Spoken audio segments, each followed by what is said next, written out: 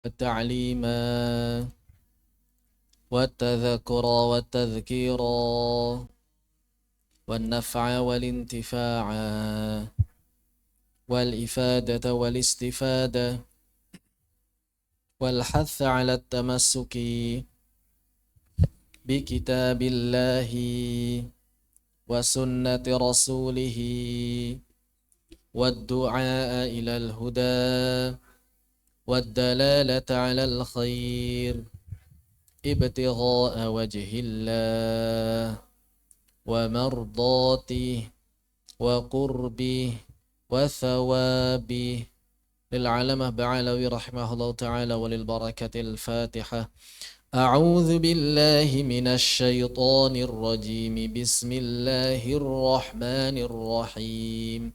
الحمد لله رب العالمين الرحمن الرحيم مالك يوم الدين إياك نعبد وإياك نستعين اهدنا الصراط المستقيم صراط الذين أنعمت عليهم غير المغضوب عليهم ولا الضالين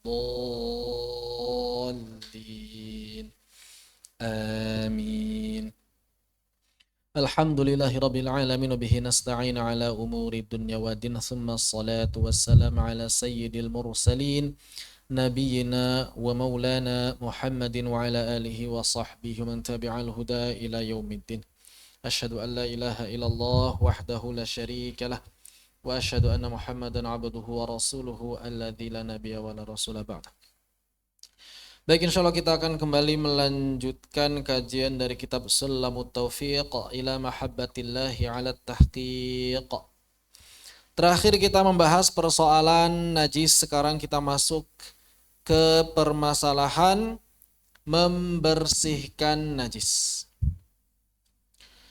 Alama Ba'alawi rahimahullah ta'ala nafanallah bi'ulumihi wa bi'ulumikum wa bi'ulumis sairin as-salihin fid darin mengatakan wa yajibu izalatu najasin lam yu'fa anhu, dan wajib hukumnya dalam mazhab Syafi'i membersihkan najis. Izalah itu menghilangkan, maksudnya mensucikan, karena tidak sekedar hilang, harus suci. Najis lam yu'fa anhu, najis yang tidak dimaafkan.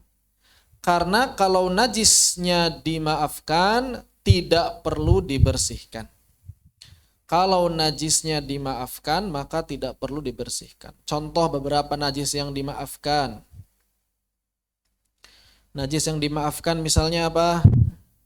Misalnya yang pertama, darah yang sedikit. Ini dimaafkan. Sedikit banyaknya kembali kepada urf, kebiasaan. Kira-kira kita bilang darah itu sedikit atau banyak. Yang kedua, darah sendiri yang banyak, yang berada atau yang mengalir di sekitar luka, yang mengalir di luka, yang mengalir atau yang keluar pada luka, hanya pada lukanya saja. Jadi yang ngebleber di luar luka itu tidak dimaafkan. Misal ada orang kebacok badannya di sini misalnya. Nah, darah yang di sekitar situ itu dimaafkan. Jadi sholat nggak masalah. Tapi kalau darahnya udah banyak banyak, maka darah yang di badan itu mesti dilap dulu, mesti dicucikan dulu, mesti disucikan dulu. Adapun darah yang di sekitar lukanya itu dimaafkan. Walaupun di sekitar lukanya banyak. Misalnya udah diperban, terus kemudian kadang masih mengalir, diperban kan? Itu dimaafkan. Itu termasuk darah yang dimaafkan, tapi darahnya darah sendiri. Dan itu pun mengalir pada lukanya saja. Ini wajib disucikan sebelum sholat. Kemudian di antara najis yang dimaafkan adalah najis yang tersisa karena istijmar. Sisa istijmar. Oh ini enggak ada. Oh salah. Oh sini. sisa istijmar, darah yang sedikit, darah sendiri yang banyak yang mengalir pada luka, kemudian sisa istijmar. Istijmar itu apa? Bersuci dengan menggunakan batu, cebok pakai batu. Wah, bahasa gampangnya.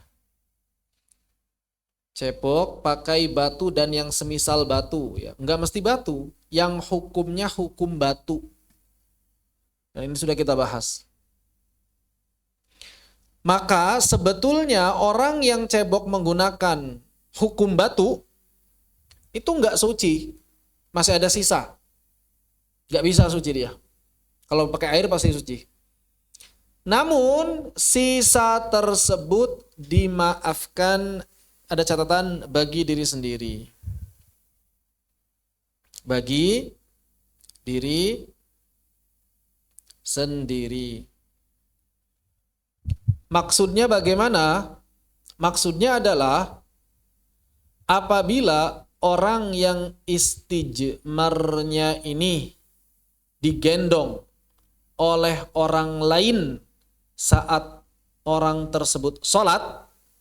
Jadi ada orang sholat menggendong orang lain. Nah, orang lainnya ini ceboknya istijmar, nggak pakai air. Maka orang yang menggendongnya batal sholatnya, nggak sah sholat. Kenapa? Karena dia hanya dimaafkan bagi diri sendiri. Kemudian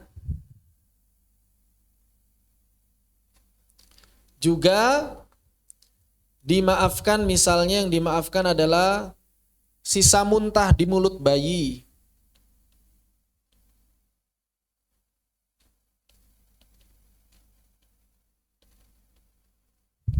Ini dimaafkan.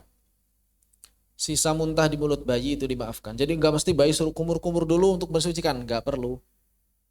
Yang penting sudah keluar, masih ada sisa muntahnya, kadang-kadang langsung nyusu ke ibunya, maka ini dimaafkan walaupun muntah tersebut bisa jadi menyentuh ibunya. Begitu. Ini dimaafkan.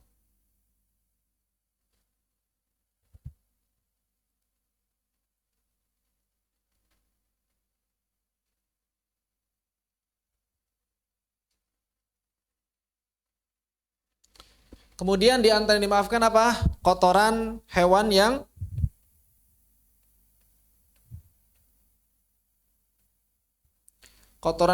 tidak mengalir darahnya.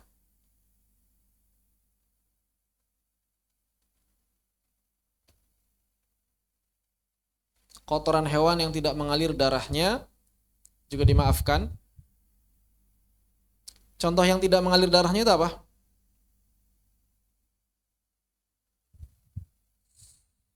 Semut.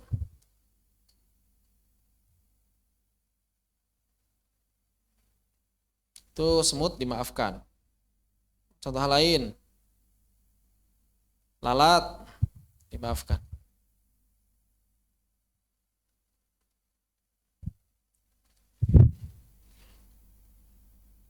Cuma dalam mazhab Imam Asy-Syafi'i,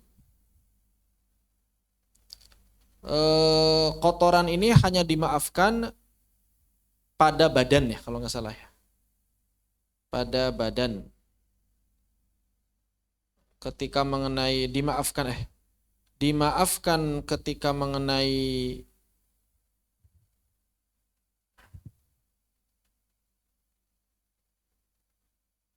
pakaian, namun tidak mengenai badan.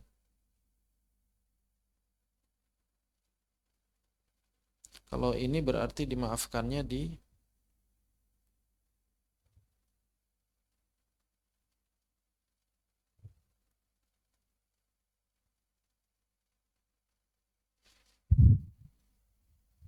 air berarti ya.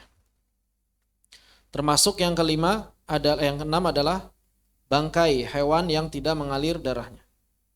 Tapi di air ini. Bangkai hewan yang tidak mengalir darah.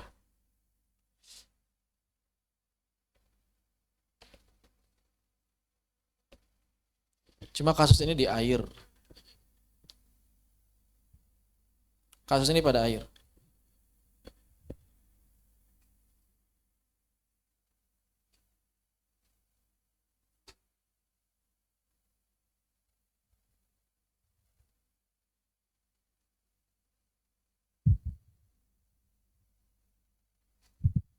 Kasus darah yang sedikit ini di badan. Di badan. Ini di badan. 1, 2. Ini di badan ini. Atau pakaian. Ini di air. Ini di antara beberapa contoh najis yang dimaafkan. Pendapat yang kedua adalah mazhab Syafi'i, pendapat Imam Al-Qaffal, ini suci. Pendapat Al-Qaffal ini suci. Tidak najis sama sekali. Pendapat Imam Al-Qaffal ini suci. Kotoran maupun bangkai hewan yang tidak mengalir darah. Hewan yang kecil. Hewan yang tidak mengalir darahnya itu adalah hewan yang lebih kecil dari cicak. Nah, cicaknya sendiri para ulama beda pendapat. Imam Nawawi mengatakan termasuk yang dimaafkan. Termasuk yang dimaafkan. Termasuk juga yang dimaafkan itu adalah bulu-bulunya kucing yang sedikit, itu juga dimaafkan. Wallahu a'lam. Ini di antara beberapa najis yang dimaafkan. Baik, kita lanjutkan. Jadi di sini yang wajib disucikan adalah yang tidak dimaafkan.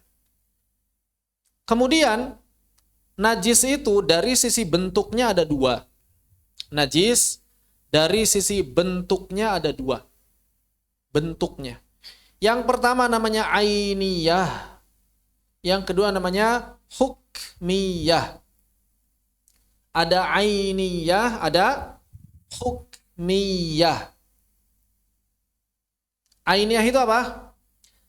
Ainiyah itulah najis yang ada bentuk, warna, bau, rasa. Itulah ainiyah.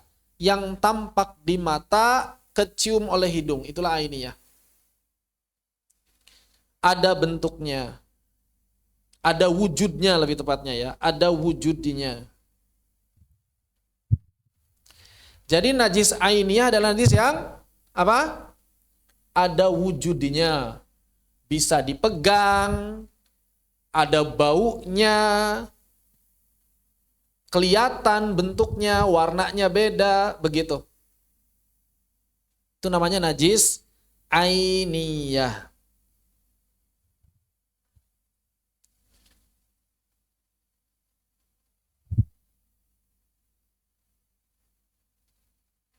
Bagaimana cara membersihkan najis ainiyah ini? Biizalatil ain, yaitu dengan menghilangkan wujudnya. Maka kapan saja wujudnya itu hilang, maksudnya wujud hilang itu apa? Ta'am, rasanya, laun, warna, rih, udara, hajm, bentuk, ya. Jadi wujudnya itu hilang, tidak ada lagi warnanya, tidak ada lagi nodanya, tidak tercium lagi baunya, nggak perlu dirasakan, cuma diperkirakan udah nggak ada rasanya, jadi nggak sunnah. Misalnya ada kotoran di baju, cuci banyak, baunya udah nggak ada, nodanya udah nggak ada, masih ada rasanya nggak ya, dijilat hasil nggak? Itu tidak disunnahkan, diperkirakan saja. Begitu. Jadi yang pertama, cara mensucikan najis ainiyah adalah hilangkan zatnya. Hilangkan zatnya. Ini syarat pertama, zatnya harus hilang. Syarat yang kedua, bil ma'il mutahhir. Hilangnya itu harus diiringi dengan aliran air yang mensucikan. Jadi najis ainiyah, syaratnya najis ainiyah menjadi suci. Sebetulnya najisnya sih nggak akan suci sampai kapanpun. Cuma yang tempat atau badan atau pakaian yang terkena najisnya itulah yang disucikan. Si najisnya mah nggak akan pernah suci. Ya. Misalnya kotoran, bisa disucikan kotoran? Nggak bisa, dihilangkan yang bisa. Cuma yang terkena kotoran itulah yang disucikan. Jadi bagaimana kalau misalnya sesuatu terkena najis ainiyah? Cara mensucikannya yang pertama adalah menghilangkan zatnya atau menghilangkan wujudnya, eksistensinya, dari bau, warna, rasa, bentuk, Yang kedua, mengaliri dengan air yang mensucikan.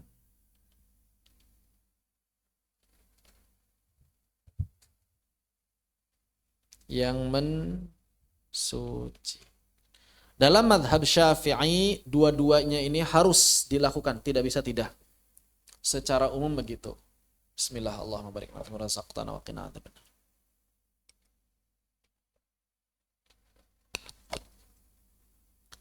Seperti itu.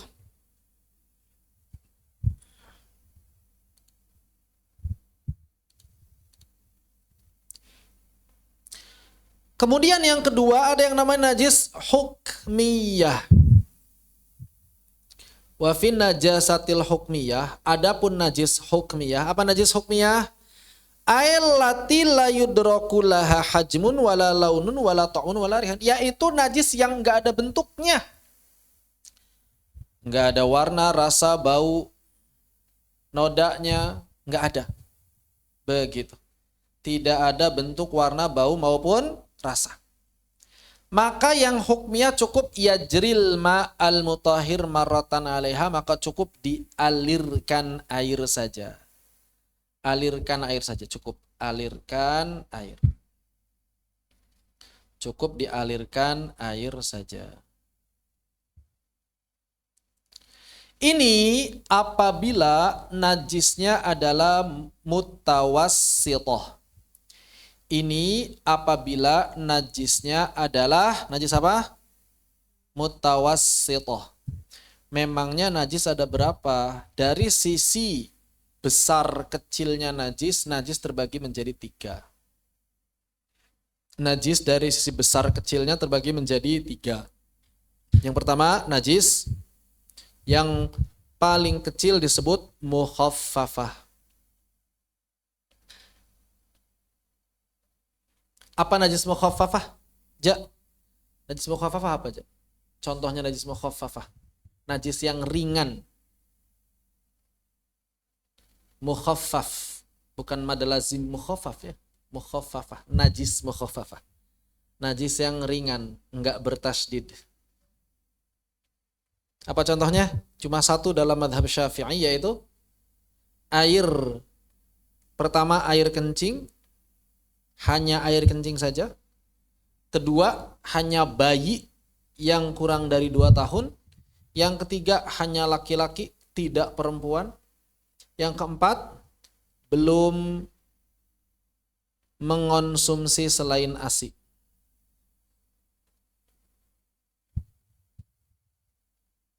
Berarti kalau udah makan bubur, udah makan snack, air kencingnya bukan lagi mukhaffafah.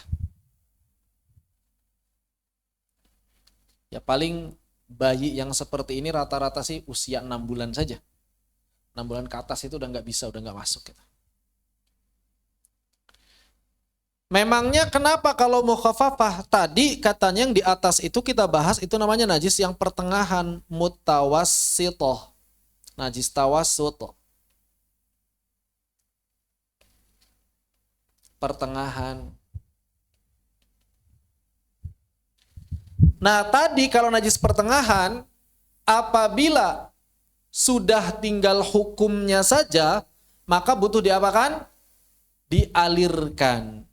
Untuk yang mukhaffafah, apabila tersisa hukumnya saja, tidak perlu dialirkan air, makanya disebut ringan.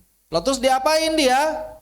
Cukup dicipratkan air, tidak perlu dialirkan. Jadi pakai spray bisa nih. Merata ke tempat yang tadinya itu ada najis di sana. Tapi ainnya tetap harus hilang dulu. Ada sebagian orang mengira ainnya nggak dihilangin. Ada pipis ngalir, banyak tuh, pipis bayi, laki-laki. 2 atau 3 bulan. Langsung dicipratin. Ya enggak begitu. Belum. Ya. Belum suci. Karena seperti yang tadi saya sampaikan, najisnya itu, si ain najis itu enggak akan pernah bisa jadi suci. Kecuali khamar yang berubah sendiri menjadi cuka. kecuali khamr yang berubah sendiri menjadi cuka. Baru dia suci. Tapi selain itu nggak ada najis berubah jadi suci. Yang ada itu diproses. Selain khamr nggak boleh diproses ya. Paling selain khamr itu kulit yang bisa disamak. Kulit bisa disamak. Kulitnya najis, di ainnya najis dia. Tapi bisa disamak. Selain itu nggak ada. Bangkai itu ya udah nggak bisa dibersihkan, disucikan nggak bisa. Kotoran nggak bisa disucikan. Air kencing itu nggak bisa disucikan. Begitu. Allahu a'lam bissawab. Kalau mutawassithah, ini yang barusan tadi kita bahas. Maka kalau ainnya sudah hilang, kemudian hukumnya disiramkan. Bisa bersamaan, bisa bergantian. Jadi begini, kalau misalnya kita ada najis di lantai, misalnya ini lantai ya, lantai rumah. Terus kemudian ada najis di salah satu bagian lantai kita. Katakanlah di sini najisnya.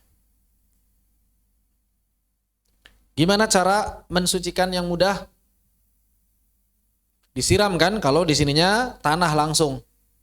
Siram aja, biur sampai bersih, semprot. Yang jadi masalah kalau di dalam rumah gimana? Kadang nggak mungkin disiram. Kalau disiram gimana? Berantakan najisnya kemana-mana. Yang mudah bagaimana caranya? Yang mudah itu adalah bersihkan dulu ainnya. Pakai tisu, pakai lap, sampai ainnya hilang. Udah disiram air belum? Belum. Suci belum dia? Suci belum area yang ini? Jawabannya belum suci. Itulah yang disebut najis hukmiyah. Ini namanya najis hukmiyah. Jadi ainnya tidak ada, hukumnya masih najis. Ainnya tidak ada, tapi hukumnya masih najis. Apa yang mesti dilakukan? Cukup alirkan air area tersebut. Dialirin sedikit aja, yang penting ada air ngalir aja. Area tersini. Sedikit, setengah gelas, seperempat gelas, tidak masalah. Yang penting area tersebut dialirkan air. Ini paling mudah membersihkan najis di dalam rumah. Kenapa? Karena kalau langsung disiram, najisnya kemana-mana. Bagaimana kalau langsung dipel? Pakai lap basah. Maka dalam mazhab Syafi'i tidak menjadi suci. Karena harus pakai air. Sehingga kalau misalnya kasusnya di sini ada najis, kemudian kita lap dengan lap basah, itu seperti kita menyebarkan najis jadinya. Kita lap maka area ini semuanya menjadi najis. Yang terkena lap basah tadi. Karena belum disiram air. Begitu. Kecuali dalam mazhab lain, misalnya dalam mazhab Hanafi mungkin ya. Saya agak lupa Hanafi atau Maliki yang tidak mensyaratkan air. Saya agak lupa Hanafi atau Maliki yang tidak mensyaratkan air kalau najisnya itu pada tempat yang licin. Entah itu cermin, lantai, gelas, pedang, maka dalam mazhab tersebut boleh dilap saja. Tidak mensyaratkan air. Begitu. Wallahu a'lam bissawab. Tapi dalam mazhab Syafi'i tidak. Oleh karena itu yang paling aman bagaimana? Ya, paling aman ya tadi. Dia disucikan. Bukan disucikan dulu, dihilangkan dulu ainnya. Dihilangkan ainnya. Baru setelah itu hukumnya disiram air. Itu yang paling aman. Kenapa? Karena kalau kita pakai cara itu menurut seluruh mazhab suci. Kalau kita pakai caranya mazhab Syafi'i ini menurut seluruh mazhab suci, bahkan sempurna menurut seluruh mazhab, tidak ada perbedaan pendapat. Tapi kalau kita pakai cara yang tadi dilap doang, itu dalam mazhab yang lain belum suci, jadi belum aman. Tapi kalau kita misalnya beli rumah, terus ternyata pemilik rumahnya itu penganut mazhab yang lain, kita nggak perlu nanya-nanya. Dulu gimana cara mensucikan najis? Nah, itu nggak perlu. Nggak perlu nanya-nanya begitu. Pokoknya selama nggak kelihatan ada najis, suci. Walaupun misalnya yang punyanya orang Kristen sekalipun, nggak apa-apa. Ya. Pokoknya selama nggak kelihatan najis, suci. Jangan mencari perkara. Kadang-kadang sebagian orang suka nyari-nyari perkara. Nggak kelihatan ada najis, bau pun nggak ada. Tiba-tiba nanya, tadi ada najis nggak di sini? Repot sendiri nanti dia. Hidup itu jangan dibikin ribet kalau memang mudah. Jadi perkara yang tidak diketahui kembali ke hukum asal, suci. Begitu. Tapi beneran ada najis. Dulunya, kapan dulunya itu? Udah lama banget segala macam. Kalau udah lama udah nggak kehitung lah. Pokoknya udah nggak bisa dihukumi, ya udah anggap suci. Selesai. Kemudian di sini melanjutkan Allamah Ba'alawi, ada jenis najis yang lain. Apa itu? Sini. Nah, wa fi najasatil kalbiyati wal khinziriyah, maka adapun najis anjing ditambahkan khinzir. Karena dalam mazhab Syafi'i, babi hukumnya sama dengan anjing kiasan, pakai kias. Dalilnya apa? Kias. Dalilnya kias min babil aula.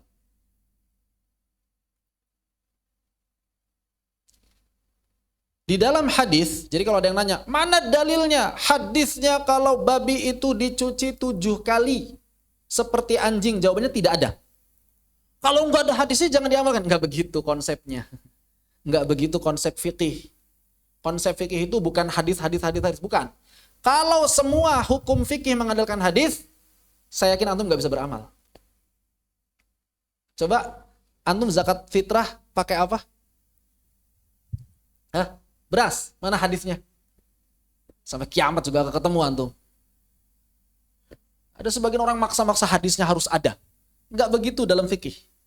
Dalam fikih itu ada hukum yang lain. Qiyas.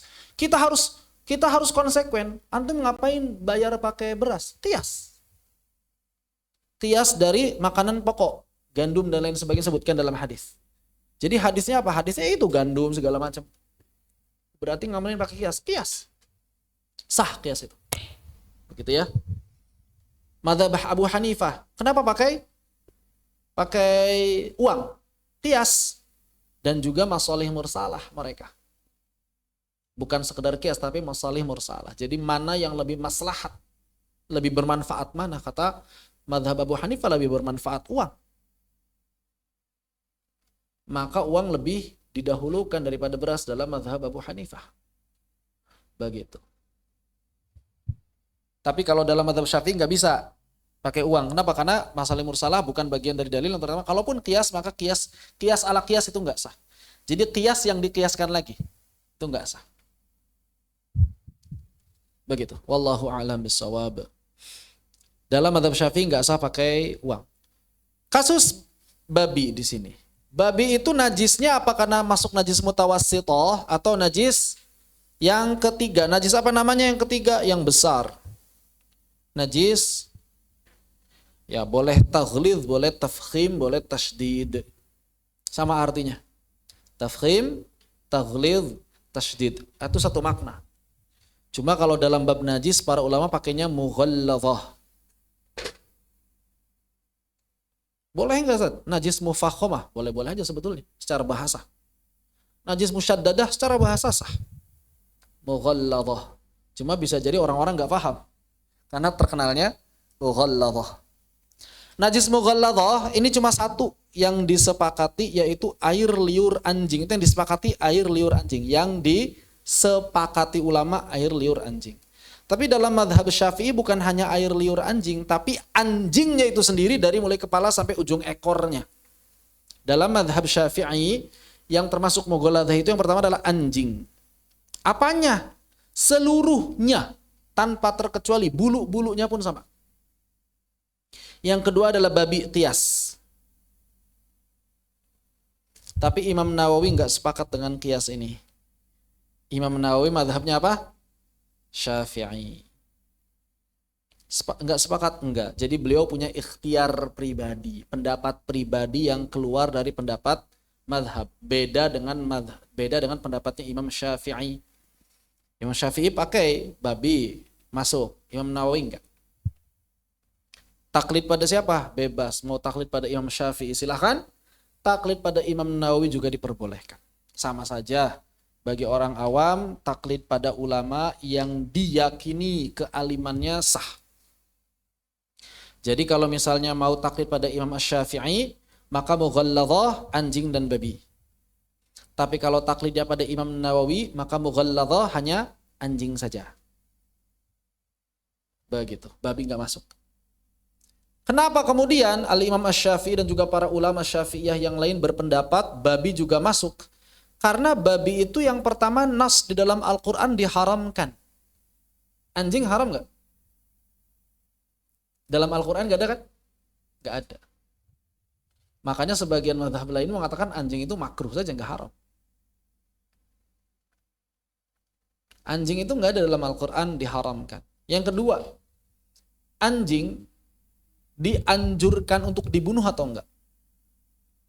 Enggak. Kalau babi dianjurkan. Kayak cicak babi itu. Dianjurkan dibunuh. Jadi antum lihat babi boleh dibunuh? Boleh. Dianjurkan dibunuh. Itu begitu. Anjing enggak. Yang dianjurkan dibunuh itu hanya anjing galak saja. Ghairu muhtaram di anjing galak. Anjing yang baik itu enggak. Apalagi anjing terlatih. Bahkan anjing terlatih itu buruannya halal. Anjing terlatih buruannya halal. Nah, kalau anjing yang dalam keadaan seperti itu najisnya mesti dibasuh 7 kali, salah satunya dengan tanah, maka min babil aula babi. Maka lebih-lebih babi gitu. Itu dasar kiasnya seperti itu. Min babil aula. Min babil aula itu apalagi babi. Namanya min babil aula.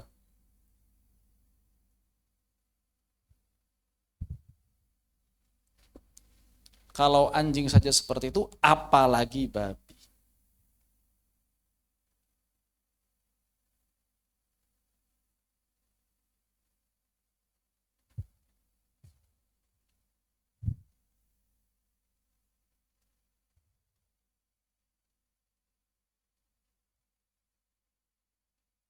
Lebih-lebih, apalagi la siyama.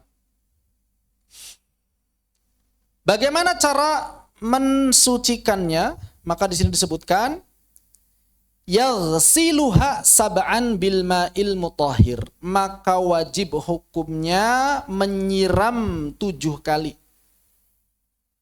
Menyiram 7 kali. Bil ma'il mutahhir, dengan air yang mensucikan. Ihdahunna mamzujatan ay mukaddaratun bitturabit tahur. Salah satunya dicampur si air itu, dikotori dengan debu yang suci. Jadi bukan debu langsung ditempelin, itu agak kurang akurat. Ya, kalau pendapat para ulama itu si airnya dicampur dengan debu, begitu. Air 7 kali. Pertanyaan, siraman keberapa yang dicampur pakai tanah si airnya? Bebas. Yang lebih utama di depan. Agar apa? Agar kesananya bersih. Kalau dia ketujuh, jadi malah kotor kan? Begitu. Seperti itu. Wallahu a'lam bissawab.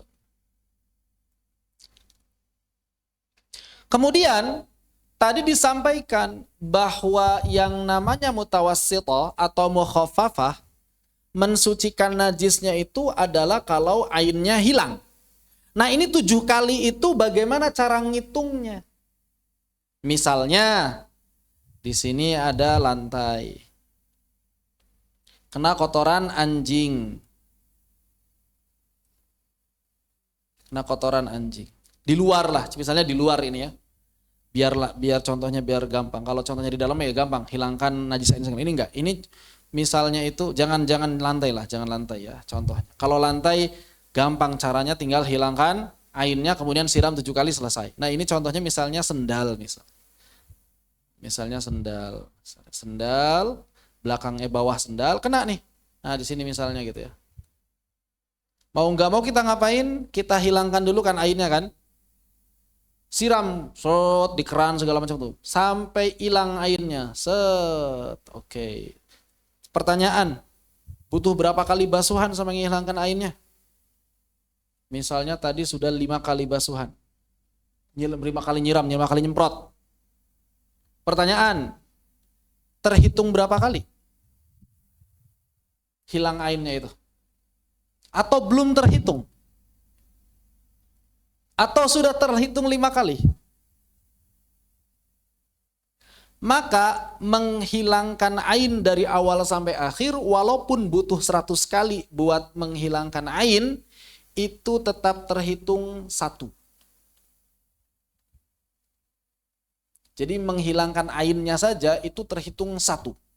Sudah bersih, sudah tidak ada bau warna rasa, maka dia hukmiyah. Nah baru yang hukmiyah ini disiram 7 kali, salah satunya pakai disiram tambah 6 kali lagi, salah satunya pakai tanah. Begitu. Ya. Maka disesuaikan wal muzilatu lil aini, dan ketika kita menghilangkan ain najisnya, wa in ta'addadat, walaupun berkali-kali, wahidah dihitung 1. Walaupun kita membersihkan ainnya berkali-kali, maka dihitung 1. Begitu. Wallahu a'lam bissawab.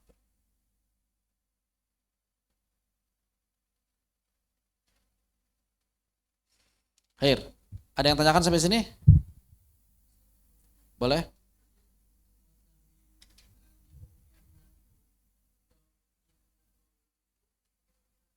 Dilihat. Mata nggak mesti memperkirakan kan? Hidung juga nggak mesti memperkirakan kan? Yang memperkirakan itu apa? Rasa. Rasa itu pakai perkiraan. Tapi kalau mata perkiraan atau asli? Masa diperkirakan? Kira-kira ada nggak ya? Lihat aja ada apa nggak?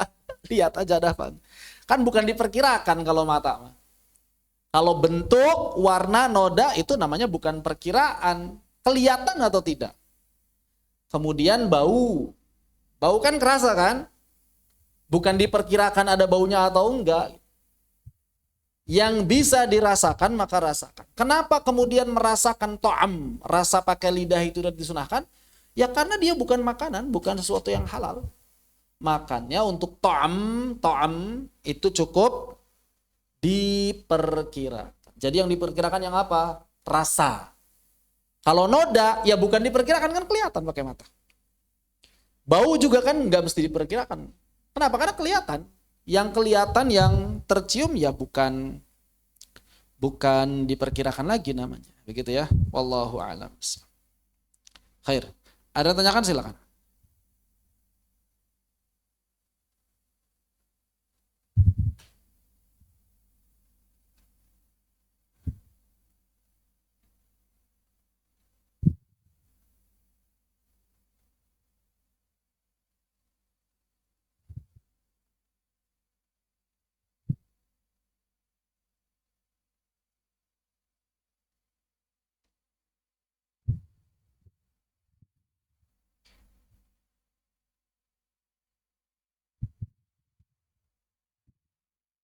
Baik. Wa yushtaratu fit tathhiri minan najasati wurudul ma'i 'alaiha. Dan disyaratkan saat mensucikan najis itu wurudul ma'i 'alaiha, harus air yang menimpa najis di atasnya, jangan dibalik. In kana qalilan ay dunal qullatain, kalau airnya kurang dari 2 kullah. Jadi kalau misalnya antum nyimpen baju yang ada najis hukmiyahnya, maka tidak masalah antum simpen bajunya di ember, lalu disiramkan dengan air beberapa gayung untuk mensucikannya, walaupun airnya tertampung di ember tidak masalah. Yang penting air menimpa najis, jangan sebaliknya. Tapi kalau di embernya sudah ada air, lalu kemudian di baju antum ada najis hukmiyah, antum masukkan si baju ini ke dalam ember, maka air yang ada dalam ember menjadi najis kalau kurang dari 2 kula. Paham perbedaannya ya? Jadi air menimpa najis mensucikan. Najis menimpa air membuat jadi mutanajis. Kalau airnya sedikit. Kalau airnya banyak seperti kolam renang, baju antum ada najis, antum nyemplung di situ nggak masalah. Tapi kalau airnya sedikit kurang dari 2 kulah, jangan sampai keliru mana yang menimpa mana. Begitu ya. Jangan sampai keliru. Ada yang tanyakan kembali, disilakan.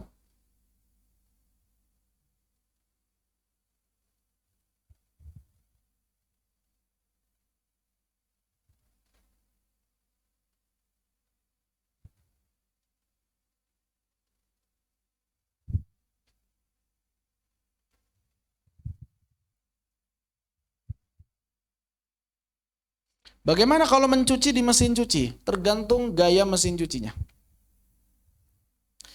Tergantung gaya mesin cuci. Kalau misalnya mesin cucinya itu adalah seperti tadi, air dimasukkan dulu ke mesin cuci, misalnya mesin cuci. Air dulu dipenuhin, gujuk. Baru kemudian baju dicelupin ke situ, maka pastikan bajunya harus suci. Kenapa? Karena kalau ada baju yang najis, najis semua ini airnya. Karena air mesin cuci nggak mungkin lebih dari 2 kula. Nggak mungkin sampai 2 kula. 2 kula 200 liter. Penampungan mesin cuci berapa paling? Paling 20, 25 liter, 30 liter kan. Paling 2 galon itu 38 liter. 1 galon kan 19 liter. Mesin cuci paling nampung berapa ya? Paling 2-3 galon saja. Berarti belum sampai 2 kula. Lain halnya kalau mesin cucinya itu adalah menyiram. Dan itu mesin cuci zaman sekarang rata-rata nyiram. Yang baru-baru, model-model baru rata-rata nyiram kan ya.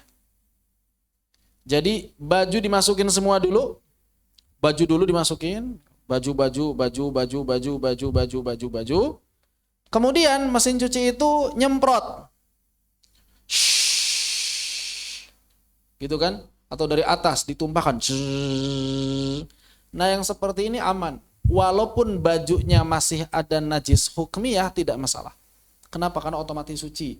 Yang jadi masalah adalah pastikan ada satu minimal, ada sekali siraman yang air tidak bercampur sabun. Itu aja yang dipastikan. Kenapa memangnya?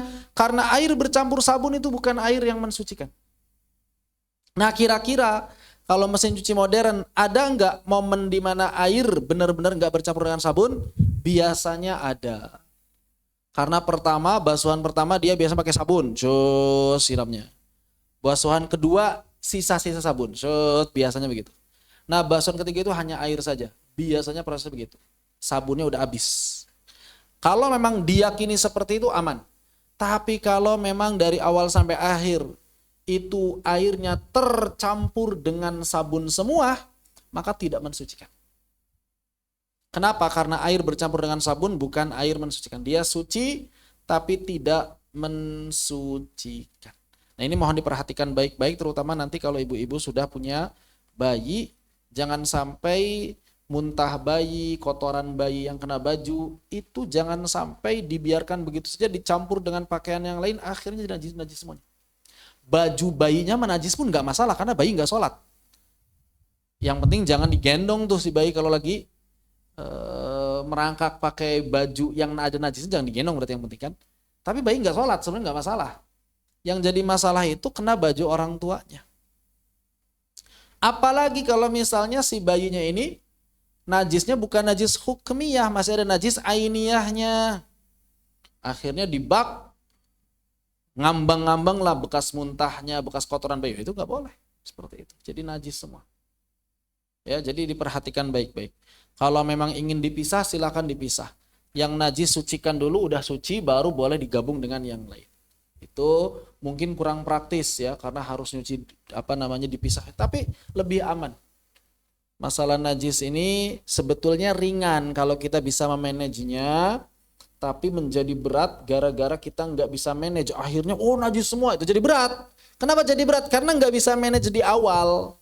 Tapi kalau bisa manage di awal nggak berat. Begitu. Allahu ta'ala a'lam. Demikian.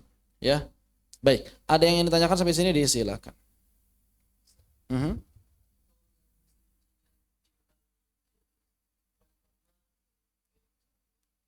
Pokoknya kalau masalah mesin cuci, tadi yang pertama pastikan air menyiram.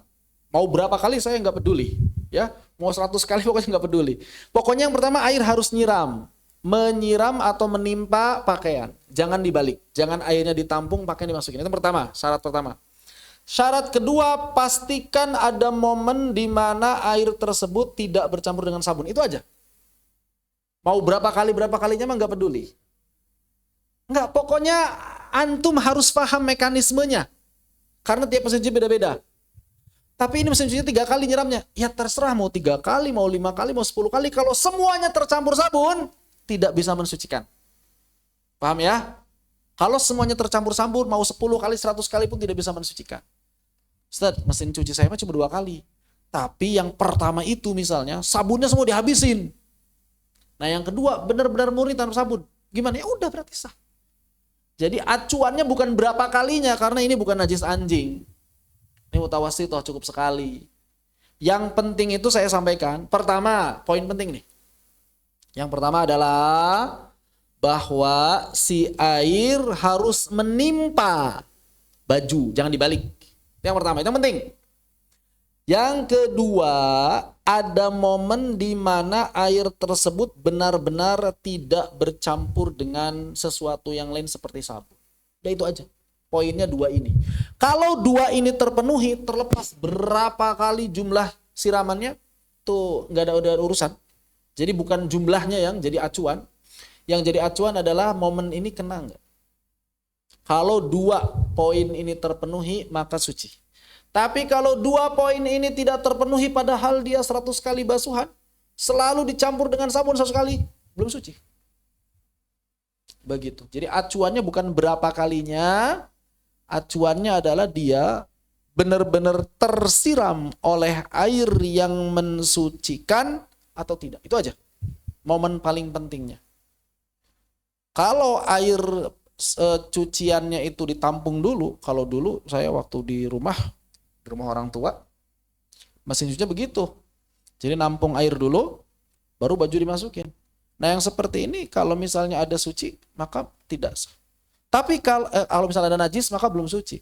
Cuma kalau nggak ada najis, ini kadang-kadang ada juga sebagian orang yang ngerepotin diri sendiri. Itu baju nggak ada najis. Baju nggak ada najis nih, direndam kan? Udah direndam, nggak ada najis padahal, udah direndam. Terus udah direndam itu, dia cuci bersih, kemudian apalagi setelah itu disiram satu-satu pakai air mensucikan, padahal nggak ada najis. Ini boros air, nggak perlu, karena nggak ada najis. Tapi butuh disucikan, yang tidak ada najis nggak perlu disucikan, boros air. Tapi kalau sekadar ngilangin sabun ya nggak masalah, supaya pas dijemur nggak kebanyakan sabun gitu kan, nempel. Begitu. Jadi kadang-kadang ada sebagian orang jadinya kerja 2 kali. Semuanya udah suci bersih, kemudian disiram satu-satu lagi dengan alasan mensucikan. Nah ini berlebihan. Was-was berarti dia. Bahkan nggak boleh ada air yang tertampung di ember pada akhirnya, ribet lagi. Bahkan nggak boleh kecipratan sama air yang sisa, ribet lagi. Nah, itu yang berlebih-lebihan itu ya, banyak sebenarnya.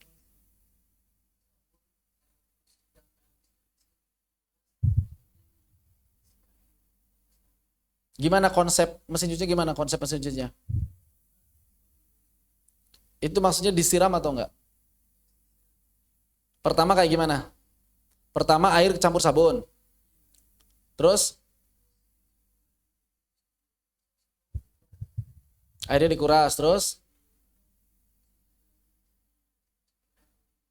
Terus masalahnya di mana? 2 poin tadi kena enggak? 2 poin tadi kena nggak? Terpenuhi nggak? Ya udah, kalau terpenuhi ngapain ditanya lagi? Maksud saya gitu loh. Kalau 2 poin tadi terpenuhi, ya sudah.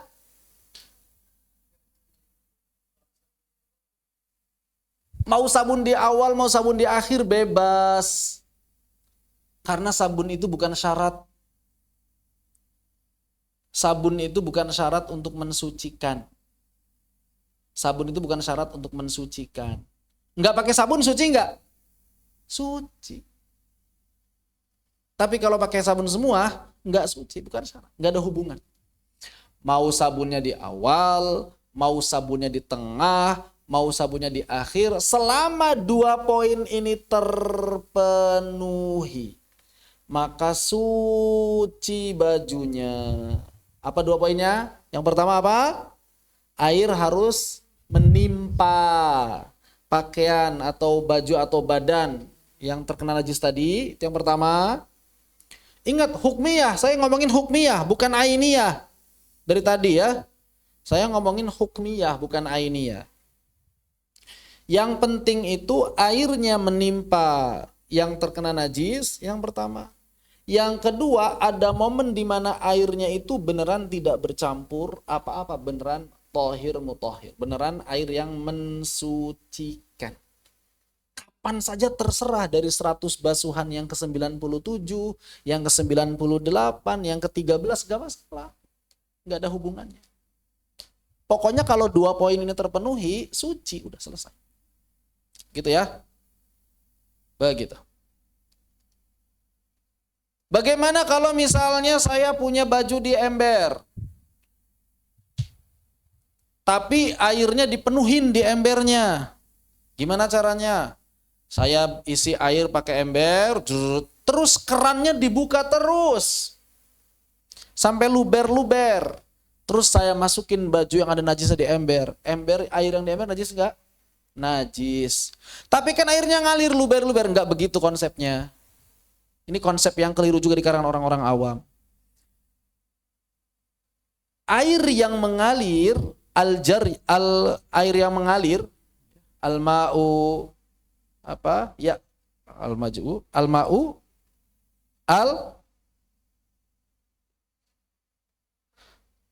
al-majri, air yang mengalir, itu karrakid, seperti air yang diam hukumnya. Jadi walaupun antum, kan airnya mengalir, terhitung dari mana? Dari pompa, kemudian ngalir ke keran, ngalir ke ember, ngalir ke solokan. Itu kan ngalir terus tuh. Nggak berhenti, solokannya panjang sampai sungai, sungainya panjang sampai laut, gitu kan ya. Mikirnya begitu dia. Berarti tidak akan najis karena dianggap lebih dari 20. Bukan begitu konsep menilai sebuah wadah atau air itu najis atau tidak. Jadi air yang mengalir itu seperti air yang diam. Maksudnya bagaimana? Maka kita menghitung air suci atau tidak itu pada wilayah area tertentu. Misal nih, waktu kecil itu mungkin antum yang laki-laki terutama yang suka mandi di bak atau di kali, sungai, itu biasanya suka pipis waktu mandi tuh di sungai. Pipisnya warnanya kuning. Ada nggak genangan air warna kuningnya di sungai? Ada kan? Nah, maka wilayah air yang berubah itu najis. Walaupun sungai. Tapi wilayah air yang tidak berubah, tidak najis. Kalau misalnya kita katakan hukum satu air sepanjangnya sama, berarti ketika ada perubahan sedikit, apa konsekuensi hukumnya? Semuanya najis, seluruh air di atas muka bumi berarti. Repot kayak gitu. Wah, ini kan airnya ada perubahan segini nih, berarti semua air ini najis dong. Enggak begitu konsepnya. Ya, jadi konsepnya itu bukan semua air dihukumi dengan satu hukum yang sama, tidak. Areanya. Maka kalau misalnya ada air di ember, terus kemudian keran dinyalain, tahu nih ada baju ada najis, cemplungin ke situ, plung, maka otomatis air yang di ember itu najis. Area yang di ember najis. Najisnya apa? Hukmiyah najisnya. Gara-gara masukin baju yang ada najis hukmiyahnya tadi. Begitu. Seperti itu. Itu hati-hati ya. Jadi bukan caranya bukan apa, bukan dibanjirin, dibuka keran banyak-banyak, bukan. Tapi caranya dibalik. Nyimpennya baju dulu, baru disiram. Kalau sudah disiram di keran, kalau bajunya udah najis hukmiyah di ember, kemudian keran dibuka, nggak perlu luber-luber pun sudah suci, nggak masalah itu. Walaupun airnya ditampung di ember nggak masalah. Yang penting air terkena najisnya, bukan sebaliknya. Kemudian tadi disampaikan bahwa di antara najis yang dimaafkan itu adalah darah. Darah seperti apa? Di antara darah yang dimaafkan adalah darah pada hewan yang disembelih, yang menempel pada daging. Ini dimaafkan. Jadi kalau misalnya antum nanti pas musim kurban, dapat daging masih banyak darahnya, boleh langsung dimasak? Boleh banget. Boleh langsung disate? Boleh, nggak perlu dicuci. Boleh, nggak perlu dicuci. Bagaimana kalau misalnya setelah itu dicuci? Maka kalau dicuci wajib bersih sampai tuntas. Nggak boleh ada lagi darah yang tersisa. Pilih mana? Silahkan pilih. Ada darahnya dan itu dimaafkan, atau mau dicuci tapi harus bersih. Nggak boleh ada darah lagi yang tersisa. Silahkan dipilih. Boleh dua-duanya. Kenapa harus bersih? Karena ketika darah yang nempel itu sudah tertimpa air, itu sudah tidak dimaafkan lagi statusnya. Ketika si darah ini sudah tertimpa air, maka sudah tidak dimaafkan lagi statusnya. Kapan dia dimaafkan? Saat belum tertimpa air, saat belum ada usaha untuk mencucinya, maka itu dimaafkan. Makanya kalau misalnya antum menerima daging banyak nanti pas kurban, masukin aja ke kulkas semuanya, habis itu lepas, udah habis itu langsung digoreng atau dimasak atau dicate, udah selesai, gak usah dibersihin lagi. Bahkan kata beberapa chef, rasanya lebih terjaga katanya kalau nggak dicuci. Iya, betul katanya begitu. Katanya. Bakteri nggak masuk kalau nggak dicuci itu malah busuk kan lah lama-lama kan. Jadi kalau antum udah nerima daging, diplastikin, banyak darahnya di plastik, udah nggak apa-apa, masukin kulkas aja. Habis itu apa? Habis itu langsung potong-potong, langsung direbus atau digoreng, nggak apa-apa. Itu dimaafkan semuanya yang nempel-nempel itu. Ya, darah-darah yang nempel di daging itu semuanya dimaafkan. Begitu. Bagaimana kalau usaha untuk dicuci? Udah ada usaha untuk mencuci, maka semuanya tidak dimaafkan, harus bersih. Karena yang namanya dimaafkan itu rukhsah, keringanan. Kalau sudah dicuci, ya nggak ada rukhsah lagi, kalau dicuci. Ya, begitu ya. Khair, seperti itu wallahu taala a'lam. Ada yang tanyakan kembali, silakan. Karena bagian berikutnya sudah beda bab pembatal sholat. Kita bab selesai di bab najis. Yang di Zoom apakah ada yang tanyakan? Disilakan kalau ada yang tanyakan. Ada di sini. Assalamualaikum warahmatullahi wabarakatuh. Kalau ada kotoran cicak, nah tadi kotoran cicak, apa hukumnya? Kotoran cicak dalam bak mandi.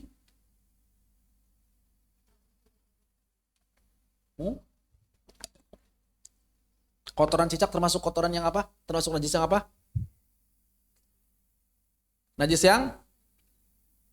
Najis yang dimaafkan pada air, ya kan? Saya bilang air kan? Nah, air. Kotoran dan bangkai hewan yang tidak mengalir darahnya itu dimaafkan di air. Berarti kalau misalnya kotoran cicak atau bangkai lalat masuk ke saku lagi sholat, batal nggak sholatnya? Ya gimana sih? Dimaafkannya di mana dia? Berarti kalau misalnya ada kotoran cicak atau bangkai lalat masuk ke dalam saku, dimaafkan tidak? Tidak dimaafkan. Batal nggak sholatnya? Batal nggak sholatnya? Batal. Tapi kalau masuk ke dalam air, airnya najis nggak? Nggak. Itu bedanya. Tapi kalau kita pakai pendapatnya Al-Qafal, Imam Al-Qafal, udah saya taklid sama Imam Al-Qafal aja gampang. Emang kenapa? Semuanya suci. Ya silahkan, nggak apa-apa. Ini memudahkan orang awam sebetulnya. Jadi kata Imam Al-Qafal semuanya suci. Dalilnya sama. Apa dalilnya? Lalat masuk ke dalam susu.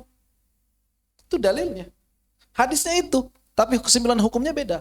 Kembalikan pada Quran Sunnah. Ini sunnah ini. Gimana cara mengembalikan pada Quran dan Sunnahnya?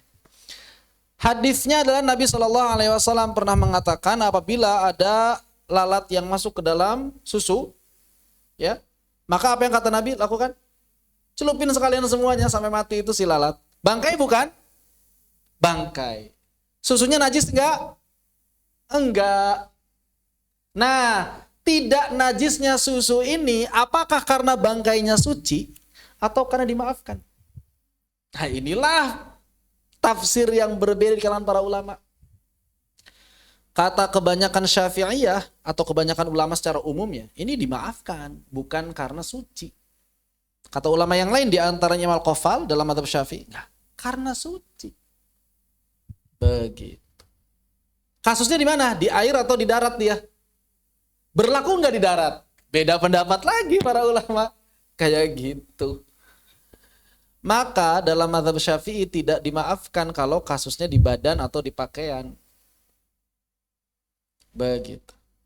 Imam Al-Qafal bilang, udah semuanya suci.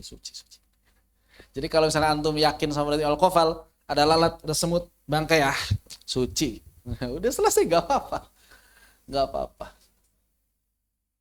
Serang ya semuanya. Memang kenapa? Masalahnya di mana? Pokoknya acuannya ini. Nih, hewan yang tidak mengalir darahnya. Tadi saya bilang apa ciri-cirinya? Ukurannya lebih kecil dari cicak. Nah, si cicaknya sendiri gimana? Maka menurut Imam Nawawi termasuk yang tidak mengalir juga. Cirinya hewan tidak mengalir itu apa? Cirinya kalau dipotong itu nggak ada darah keluar. Cicak ada nggak? Nggak ada kan? Nggak ada. Nggak ada cicak itu. Kalau dipotong itu nggak ada darah ngalir. Nggak ada. Serangga ada nggak yang begitu? Nggak ada. Nggak ada darah ngalirnya kan? Beda misalnya sama tikus. Tikus misalnya antum potong tikus, ada nggak darah ngalir? Ada. Jangankan tikus lah, yang lebih kecil lah, hamster. Kegores, ngalir ada darahnya tuh. Ya kan? Ada. Gitu. Maka yang tidak mengalir darahnya, di sini para ulama berbeda pendapat. Yang pertama, kalau misalnya pendapat resmi dalam mazhab Syafi'i, dia dimaafkannya di air saja. Tidak pada badan, tidak pada pakaian. Ulama yang lain berpendapat berlaku juga pada badan, berlaku juga pada pakaian. Imam Al-Qafal berpendapat suci dimanapun dan kapanpun, udah paling gampang. Kalau misalnya mau mazhabnya mazhab taisir, mazhab yang memudahkan, atau madhab yang mudah, silakan, tidak masalah. Karena dalilnya nggak ada dalil qat'i dalam bab ini. Tidak ada dalil yang pasti. Semuanya tafsir dari hadis tadi. Hadis lalat masuk ke dalam minuman. Itu hadisnya. Kesimpulannya beda. Hadisnya satu, kesimpulannya beda. Begitu. Kemudian dalam madhab Syafi'i sebetulnya ada lagi yang lebih besar dari ini, yaitu kotoran tikus saat terjadi wabah. Jadi kalau misalnya wabah, maksudnya di rumah udah nggak bisa dihindari banyak tikus kemana-mana, sehingga kotoran itu masuk kamar mandi, maka yang seperti ini dimaafkan. Airnya itu dimaafkan. Kenapa? Karena nggak bisa dihindari si tikusnya, udah nggak bisa dihindari saking banyaknya tikus. Maka yang seperti itu dimaafkan saat terjadi wabah saja, tapi bukan keadaan normal. Keadaan normal nggak bisa. Makanya yang paling enak kalau nanti antum punya rumah, amin gitu ya, punya rumah gede, maka buat bak mandi itu yang ukurannya lebih dari 2 kullah. Gede. Sehingga kalaupun ada kucing mati di situ, selama airnya tidak berubah, aman, tinggal diangkat kucingnya. Udah, airnya nggak najis. Tapi kalau coba bak-bak kecil, ada kucing mati di situ, najis. Jangankan kucing gitu. Ada tikus nyemplung, najis. Ya kan? Kotoran tikus nyemplung, najis. Jadi mendingan yang gede sekalian. Terus kalau mau beli toren juga yang gede. Yang minimal 300 liter. Yang di atas 2 kullah. Bahkan kalau perlu lebih dari itu. Supaya kalaupun dia nggak terisi penuh, sampai 2 kullah juga. Yang 500 liter sekalian itu, gede. Iya kan? Mendingan begitu. Jadi walaupun misalnya ada, ya namanya di atas toren kita kan nggak tahu ya, Ada serangga, ada burung, ada ular, bisa jadi. Bisa jadi. Kita nggak tahu. Ada kasus orang masuk toren kan mati gitu. Itu kasus langka sih, nggak mungkin kalau kita ya. Intinya bahwa siapkan payung sebelum hujan. Nah, itu ya. Jadi dengan bak yang besar, toren yang besar itu akan memudahkan kita sebetulnya. Enggak bikin was-was. Atau kalau misalnya nggak mau ribet sekalian ya udah jangan ada bak mandi, pakai shower aja langsung. Cuma torennya harus gede. Begitu. Wallahu a'lam bishawab. Demikian. Jadi kalau misalnya kita lagi sholat, jelas-jelas imamnya kejatuhan kotoran, dan kita yakin itu najis, kelihatan oleh kita, maka batal sholatnya. Diulang sholatnya. Ya. Kalau kelihatan. Kalau nggak kelihatan bagaimana? Ya kalau nggak kelihatan mah nggak apa-apa, aman aja. Demikian. Wallahu a'lam. Dulu pernah tuh, ada imam, kelihatan banget dia, kakinya itu kotoran, ada kotoran. Kakinya ada kotoran. Ya udah, jangan jamaah. Untung waktu itu saya belum jamaah, sholat aja di sendirian di belakang. Kasih tahu imamnya itu, kotoran, ada kotoran. Udah, kasih tahu imamnya. Harus diulang imamnya. Orang-orang yang tahu harus ngulang sholatnya juga. Yang nggak tahu gimana? Udah yang nggak tahu aman aja. Nggak tahu biarin aja. Begitu. Demikian. Ada yang tanyakan kembali? Silakan. Kalau tidak ada kita akhiri sampai di sini. Fanaktafi bihadza walhamdulillahi rabbil alamin. Subhanakallahumma bihamdika asyhadu an la ilaha illa anta astaghfiruka. Assalamualaikum warahmatullahi wabarakatuh. Wa jazakallahu khairan walhamdulillahi rabbil alamin.